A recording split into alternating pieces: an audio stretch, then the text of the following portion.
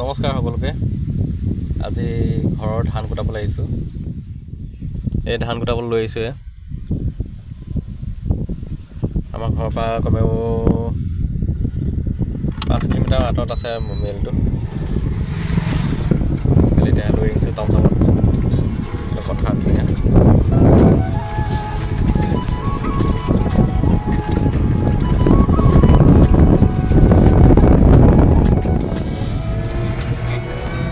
সহায় কৰি যাব যিমান পাৰে, আৰু ভিডিঅ'টো যিমান পাৰে প্ৰথম পৰা শেষলৈকে চাবলৈ চেষ্টা কৰিব। Like, comment, share and subscribe কৰিব নাপাহৰিব। আৰু যিসকলে মোৰ চেনেলটোলৈ প্ৰথম কৰাৰ কাৰণে আহিছে, আপোনালোকে সঁহাৰি জনাব বুলি আশা ৰাখিলোঁ। আৰু ভৱিষ্যতে আৰু ভাল ভাল ভিডিঅ' পাব বুলি আশা কৰিছোঁ। ধন্যবাদ।